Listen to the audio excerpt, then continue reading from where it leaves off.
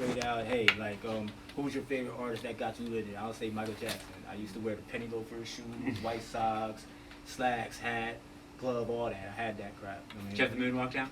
Oh man, moonwalk, I had that. All right, had to ask. You couldn't be a fan if you couldn't moonwalk. That's what I'm saying. That's what I'm saying. But I also wrote poetry as well. Now, a lot of people, when they write poetry, some people understand that poetry is just another form of music. To me, it's another form of music. I grew up in the hip hop era, where you had like Beach Street, Beastie Boys, KRS-One. Like, Did you see him when he was up in Harrisburg last night? Nowhere. Yeah. I couldn't be a part of that today. Yeah. I mean, I wish I was. But yeah, like I grew up in mostly like the 80s. I'm an early 80s baby that grew up in the hip hop scene. But I was more than just hip hop. I felt like I listened to more than just hip hop. I listened to country. I listened to rock. I listened to alternative. I listened to even pop. Backstreet Boys, I was okay with. Even like I listened to all different types of music because I couldn't just stick in one scene. It just didn't feel right to me. So when I started writing poetry, I ended up writing my first rap in middle school at Hennepin, and no lie, I got in-school suspension for it. I was mad at the teacher, and to me, like when I feel a certain way, I would write a poetry about it. But I was mad at my teacher, and that poetry ended up turning into a rap, and I was rapping to some classmates about the teacher. The teacher found out. In-school suspension. Since then, I continued to write.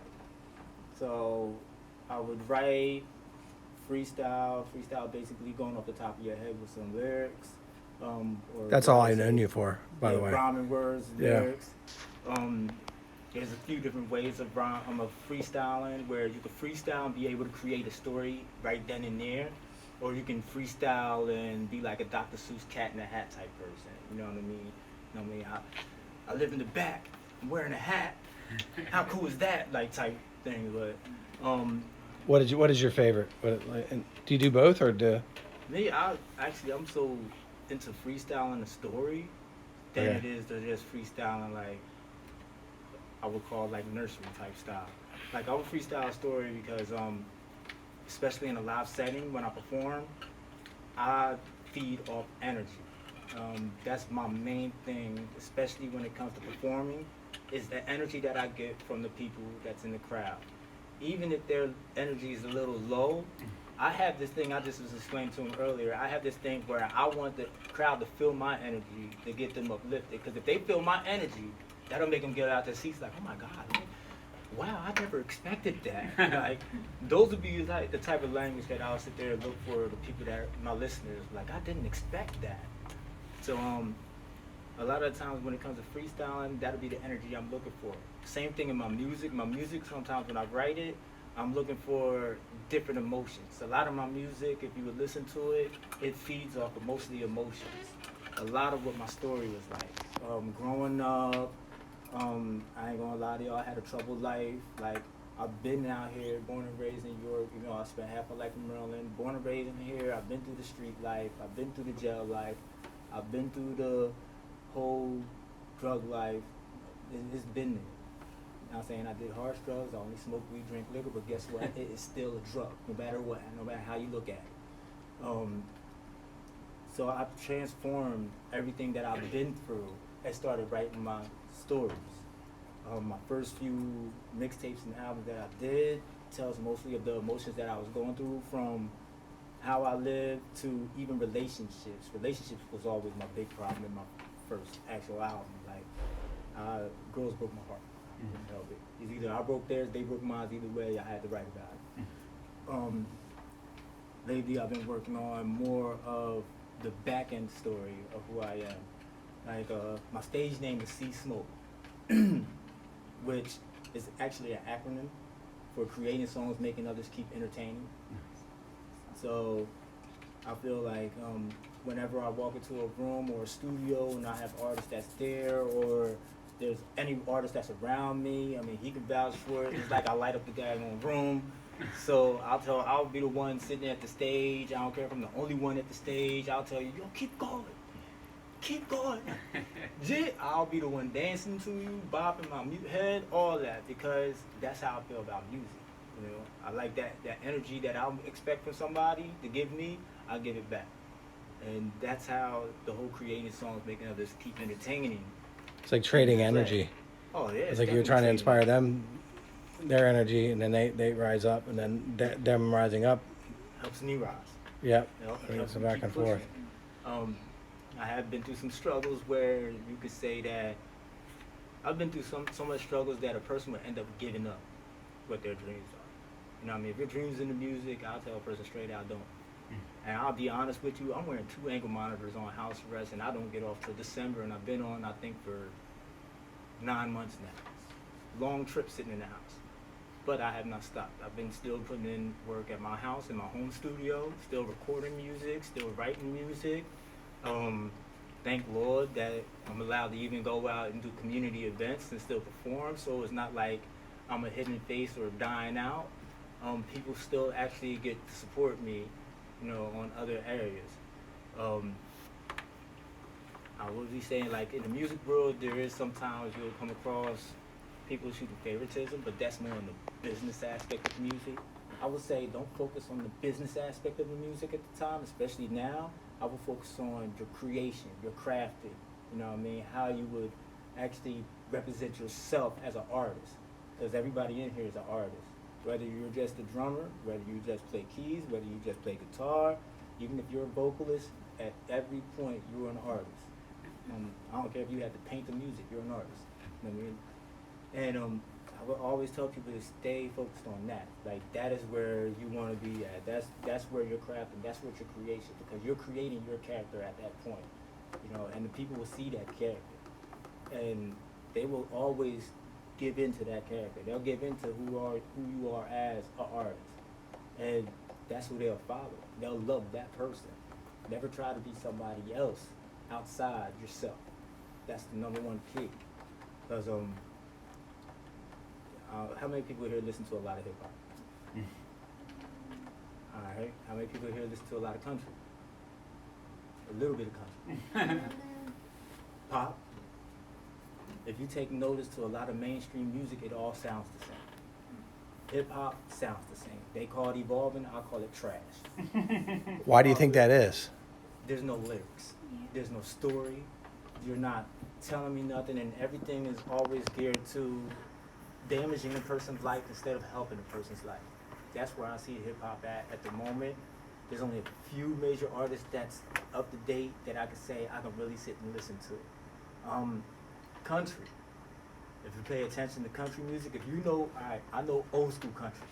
I'm talking about folk, Tanya Tucker, old school country.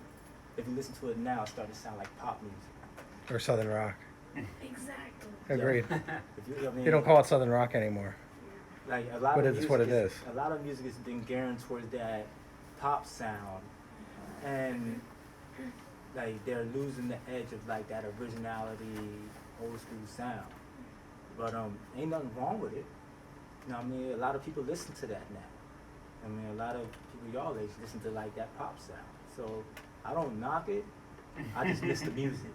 Mm-hmm.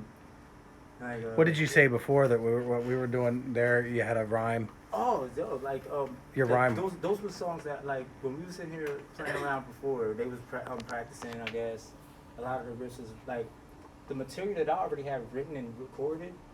I matched to what they was playing. Nice. Now we call that improv.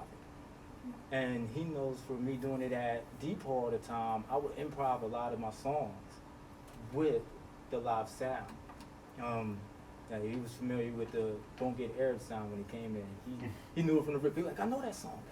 Yeah, you did that at the Depot. I've been doing that song for over 10 years now. We met 7 years ago this fall. Yeah, and that song's about a little over 10 years old, and people still love it today. It's catchy. You know what I mean? What was the line you said that? There was a line that you said that this isn't selling, or this isn't. Oh, it won't get aired. This won't get aired. Like the lyrics. That should be the name of the song. The name of the song is called "Won't Get Aired." Okay, that is wonderful. It's on the album. It's on the Eyes Wide Open called "Won't Get Aired," and the hook goes, "This won't get aired. You gotta be kidding me. The rich spent a lot of time to try to get rid of me. Put me in a cell to take me out of society. I thought this was a free world, so why did you lie to me? Yo, this won't get aired." And the reason that's behind that is because a lot of artists that actually put out, you would say, good music, you would never hear over the radio. You would never see them on MTV, BET, no videos. They won't get no real type like respect for their craft, and it'd be real good music. And you'll sit there and have to settle for somebody that really is making no sense in their lyrics. You know what I mean? The music is all trash. I'm not gonna hold it. I used to have a problem with death metal back in the day until I actually had some death metal friends. And then I actually understood why some of their sounds is like that, and then I'm like, oh, okay, that makes sense. And then I sat back and did a freestyle show with a death metal band. It's kind of weird, but fun. So, That won't get aired. It won't get aired on that one. Well, I'm just saying, that phrase, that- wouldn't get, in other that words, wouldn't that's the get aired. best kind of stuff, though. Yeah, that wouldn't get aired. Yeah, I think that's like my signature sound right there. Is it won't get aired. But that line there, it's like, when you said that, it's like, oh, yeah, Yeah. that hit. Yeah, I mean, and this is a lot, and again, that's a lot of things that I think about. You know what I mean? I think about basically society in a whole when it comes to writing my music. I think about society in a whole when it comes to performing. And depending on the venue, if I'm sitting there performing and they like, oh yeah, we need you to give us 10 minutes. I'm like, all right, 10 minutes. What song do I want to, all right, it's community events. All right, I'm going to pick this song, and this is my message song. Even some of my club songs have a message in them. And some of my fun songs are adult, but I'm not going to go there. They're for the adults. They stay in the club. They can keep that. But if I want to do it like a performance where I know I want to get a message across, I know people are actually going to listen, that's when I'll start bringing out songs like "Won't Get Aired," "Don't Stop," which is the new one that I just created. "Ride It Out." That's my first Christian hip hop song. I mean, gospel hip hop written word. What else? There's another one that I have. Some of my R&B songs that I wrote, which were fun, like Essence. I did that in California with some friends. Like I was traveling, working a retail merchandising job, and again, as an artist, you'd be surprised when you get to meet, no matter where you're at. You go to a certain area, you'll talk to somebody, and they'll be like, "Oh, I do music too. Well, let me hear what you got." And then next thing you know, y'all done connected and created something together. So I have a song that I had recorded in California. It's all on like where your heart goes with it. You know what I mean? And I'll tell people straight out, don't be afraid to let people know that you're an artist. Don't be shy about it. You know what I mean? Let people see that, so let them get interested and want to know, okay, where are you performing at? Or where are you going to be at? Or how can I become, because there's some people that has this type of certain talent in them, but they don't know how to bring it out. And Rod, I like how he has these classes set up, because classes like this helps bring that artist out of a person. Yeah. It's very hard to find classes like that, especially in Europe. You know, you have a lot of people trying to do things on their own, but they're not really getting 100% pure support.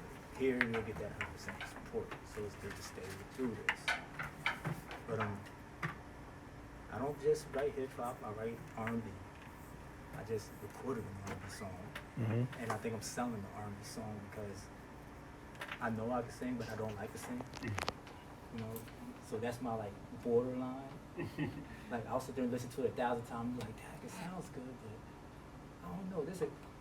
That one key out of a whole 5-minute song don't sound right. I need to sell this song." So it's like if you're a writer, you know what I mean. It's always good to like open your mind to different things. You know what I mean? Because people, they see me do hip hop. They don't understand that I've written a rock and roll song, well, alternative songs. That's when I was working with Rise Up. I've written R&B songs. My brother, he's also an artist. He wrote like a country pop, like country hip hop style song. Before it was cool. He was there when he did that music. Yeah, oh my God, that was fun. And it's very uplifting when you be able to create some type of music like that. When you create something different, something that nobody thinks about. You know, because then by the time they hear it, they're gonna be like, oh, that don't sound. They're looking for a sound that sounds like what they hear over the radio. But when they hear it from you and actually listen to what you're doing, then they're gonna be like, oh, that's different. I can work with that. I did a podcast with somebody and they was like listening to my music. They was like, this is something you can hear in like a nice bar setting, and you know what I mean, like something like Grand Falloons or you know what I mean, White Rose and stuff. I'm like, yeah, but they won't never play it unless I'm there live. Won't get aired. They will never play it unless I'm there live performing with a band or somebody. And like through my years of doing this hip hop, the freestyling alone, I was able not just to work with Rod, you know what I mean, and Ralph Real. I was also able to work with RPM Band, Lewis Woodyard and Don. You know what I mean? I was able to work with them. Rise Up, Timothy Heartless. I was able to work with The them. Dwayne Dickey, his Yeah, band. Dickey. Yeah. I know he's gonna be mad if I didn't mess his name up. Yeah. And I got it on video. Oh my God! See, yo, look, man. Yeah. You know I love you, bro. Him and Carmen both gonna kill me. Carmen as well, which I know y'all hear about the upcoming artist Kanako. That's his mother. You know what I mean? She sung in the band with me with RPM. Yeah. I got to work with a lot of different people throughout York, like, and that's a whole different community than what you would look at York as. Like, York has so many different mixed communities, it's crazy. But the music community is one of the most neutralist, most, like, equality community that you could ever come across. Because nobody sees anything but music. You know what I mean? I'm not even gonna get into the aspect of color, race, not to bump that. It's all music, you know. And there's no other way of defining that but in the music community. There's a lot of us out here that are a part of this community trying to like actually get the community to work together more as a whole. That's why you see a lot of events popping up like Quality Fest, Unity Festival, which I didn't get the chance to perform at that. Events that they have here at the church, events that they have down Food truck. by the waterway. You know what I mean? All those events are more geared to the community, so it's always good. Like when those events come out, you let people know, hey, look, y'all gotta come join us. Check this out. But if there's anything else you want me to? We're gonna